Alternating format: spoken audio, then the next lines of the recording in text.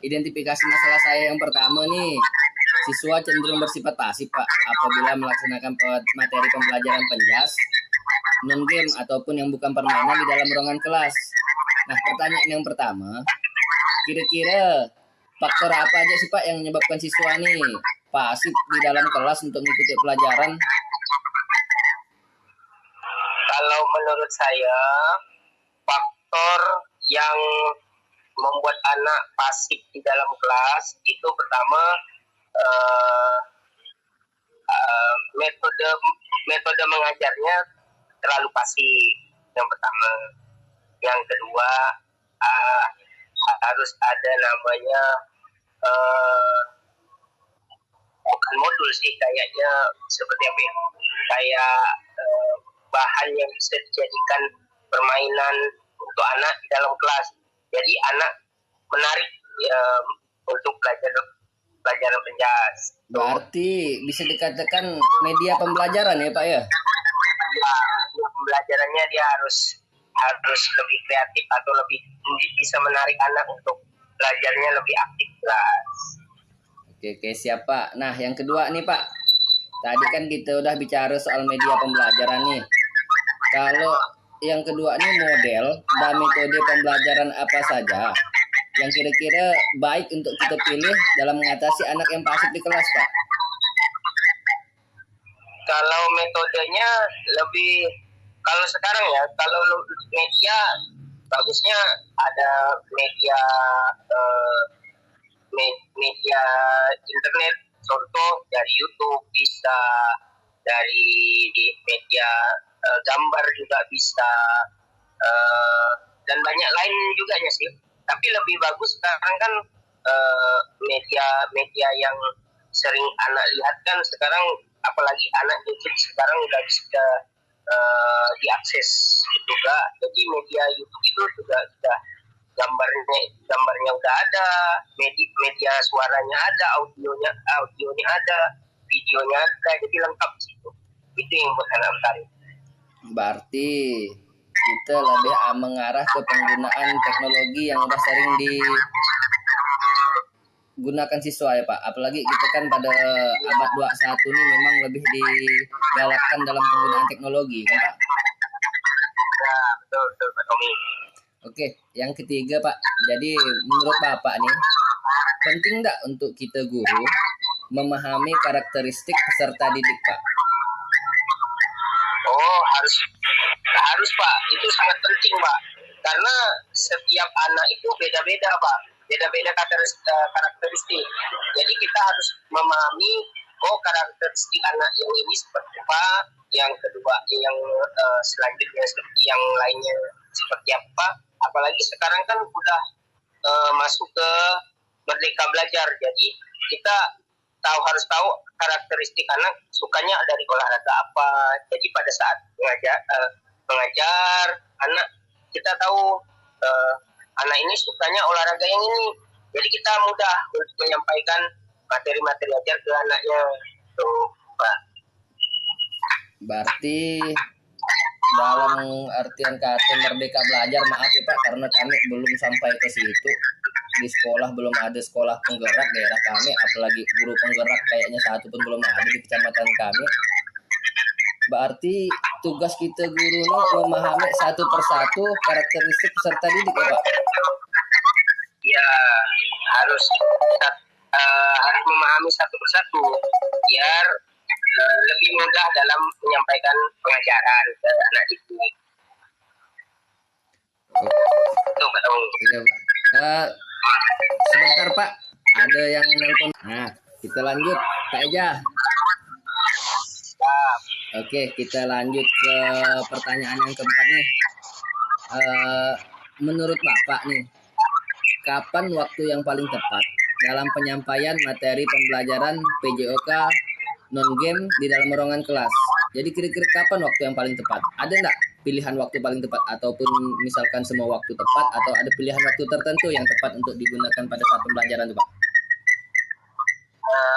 Kalau menurut saya tergantung jam pelajarannya Pak. Kalau misalnya pagi, kalau ngajarnya pagi, lebih baik di awal pembelajaran karena eh, kalau kalau pagi itu di akhir pelajaran karena pagi itu kan menuju siang. Jadi kalau siang itu sudah terlalu kalau pagi itu takutnya nanti kalau sudah siang olahraganya tidak efektif lagi. Jadi pada saat penyampaian materinya itu setelah pengasih materi, setelah pembelajaran di lapangan. Kalau jamnya sore itu lebih baik di awal pembelajaran karena di awal pembelajaran itu anak masih segar gitunya, tangkapannya, dan cuaca pun masih siang karena masih panas dan jadi pada saat sore cuaca sudah mulai tidak panas lagi untuk kegiatan di luar. Jadi kalau pagi di akhir pelajaran, kalau sore itu di awal pembelajaran. Oh, seperti itu ya Pak, pemilihan waktunya ya. Ya. Kalau hujan macam mana Pak? Kalau hujan ya itu kan berarti lebih masuk ke semua jam pelajaran. Jadi dari awal pelajaran sampai akhir karena nggak mungkin kita menurunkan anak ke lapangan untuk ngasih materi di lapangan karena resiko lebih besar. Jadi resiko cedera anak lebih besar. Jadi lebih baik materi di dalam kelas. Nah, berarti penyampaian materi PJOK non game ini bisa dikatakan tepat pada saat pagi dan akhir ya Pak. Dan juga apalagi kalau pas hujan ya Pak. Pas hujan kan kita kan tidak bisa turun ke lapangan. Nah, pada saat itulah kita menyampaikan materi yang itu ya Pak. Oke Pak, untuk yang kedua nih Pak, identifikasi masalah saya nih sarana dan prasarana Pak masalahnya. Jadi di sekolah kami nih, di sekolah saya nih Pak, sarana dan prasarana penunjang pembelajaran serta media pembelajaran penjas tuh Pak sangat minim. Bahkan bisa dikatakan tidak ada Pak, bola tidak ada, apapun tidak ada. Menurut Bapak seberapa penting sih Pak peran sarana penunjang pembelajaran menurut Bapak? Kalau menurut saya sarana penunjang itu sangat penting ya. Jadi kalau tidak ada sarana penunjang itu anak akan bingung, oh olahraga ini seperti apa sih, oh olahraga ini bentuk alatnya seperti apa, itu yang kita pengenalan alatnya itu yang jadi susah. Kalau kalau tidak ada alatnya ya bagaimana ya, kita setidaknya harus memodifikasi alat untuk pembelajaran kalaupun tidak ada itu. Berarti maksud Bapak karena pentingnya peran sarana dan prasarana penunjang pembelajaran ini, kalau memang di sekolah kita tidak memiliki sarana untuk melaksanakan aktivitas pembelajaran, berarti kita bisa memodifikasi atau membuat ya Pak, membuat dalam bentuk yang sederhana. Seperti itu ya Pak? Iya, betul. Oke Pak, yang kedua ini Pak, siapa saja sih Pak yang bertanggung jawab atas pengadaan sarana dan prasarana di sekolah? Kalau untuk yang bertanggung jawab, yang pertama untuk pengadaan itu pasti dari kita bersama karena sekolah bertanggung jawab untuk tersedianya sarana prasarana untuk pembelajaran. Apabila sekolah tidak mampu untuk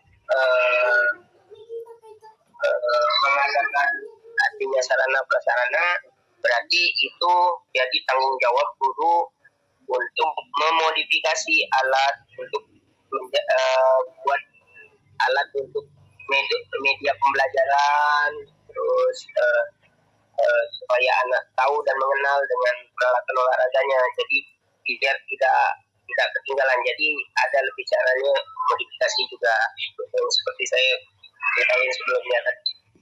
Berarti